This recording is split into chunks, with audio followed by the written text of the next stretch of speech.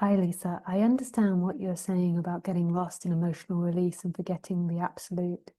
Still, I'm having a hard time letting go of my inner child. To say that all the time I've been working with her was all an illusion just fills me with fear, as I would really let her down, and that by doing so there will be harm done. I must let her go, must I not? Yeah, I really understand.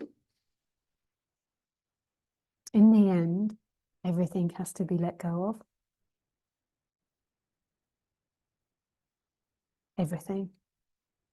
This body, life, your friends, your family. It all has to be let go of. Your inner child, your past. But not in the sense of abandoning your inner child. That would be the same as your parents abandoning the inner child. It's the movement of attention from imagination, from your past, from the person to this moment.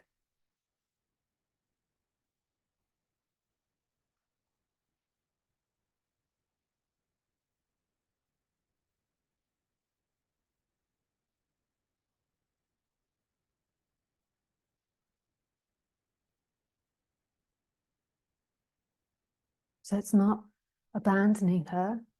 And if she needs to come back up again, she will come back up in the human, in the character realm. But it's a movement back to this moment. Like you have to let go of your character, but it's not really you doing it. It's an absorption back into this moment. And in this moment, you don't exist. In this moment, there is presence. This radical, beautiful presence. And in that presence comes and goes a character when needed. And in that presence will come and go the inner child when she needs to be looked after. I don't do inner child work. I never was trained that way in therapy. But when there's old ideas or beliefs of Lisa that need to be seen, they come up.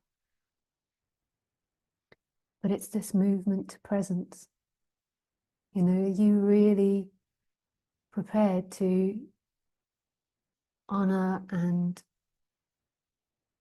value this more than the story and the idea of having a good story, good feelings, good experience. It's there, that surrender that happens. And then that's also a total embracing of everything. It's not a pushing away, because the pushing away happens in the character world. This is a falling back into an immenseness of what you are. But I really understand how this can be misunderstood, and then the character tries to push itself away. The character tries to get out of itself. It's not that world. It's this immenseness of where the character comes from. So if you close your eyes now, just as an experiment, and you focus, say, on the inner child or any thought that comes to mind, like elephant or beetroot or something even scarier, like that thought, that image, that idea comes from an immense space. And it's a movement to that immense space. It's not the end of thoughts and images and ideas appearing. It's a movement back into that immensity. And that immensity isn't actually behind, it's all things. So if you imagine a thought arising,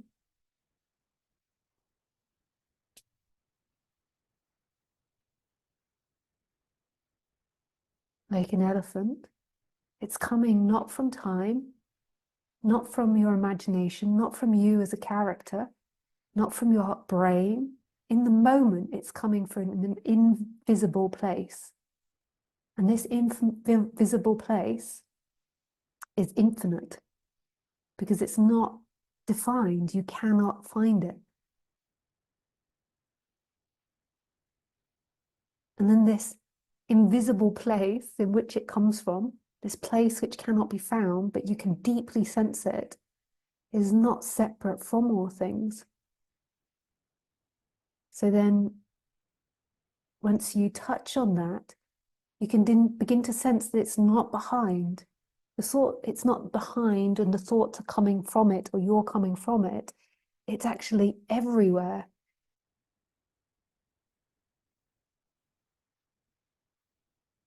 If you open your eyes, it's the window, it's the table, it's the blanket, it's the sofa, it's the plant. It's all things.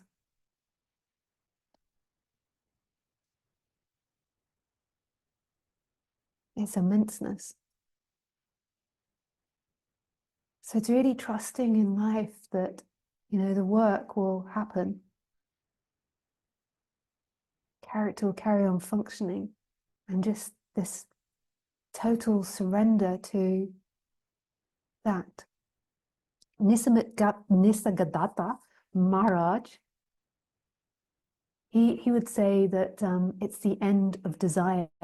So in sort of more modern teachings, they call it the end of seeking. And what that means is it's the end of seeking to be something in time. It's the end of trying to find comfort in emotion, in feeling, in anything in time. It's total surrender to this moment, that this moment is God, this moment is everything, and this moment is the trust in which you've been looking for.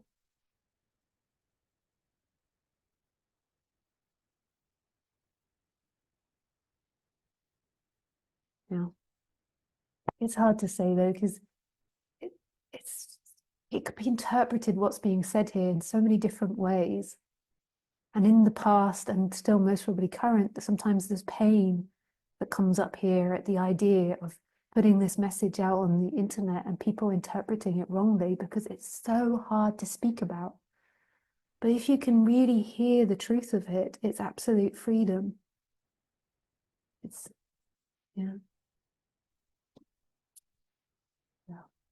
And I have to take that karma, you know, that this is misunderstood and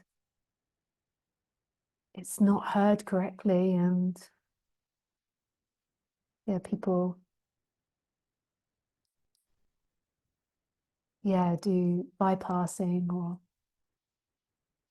I'm not in control to that, if that is God's will. But still sometimes hurts this character. But it really is God's will. It's like the same with, you know, law of attraction. When you want something, like the teaching is that you want it with all your heart. So you focus on wanting it all with your heart, with love, with openness, and then you give it to God. And whether it happens or not is down to God.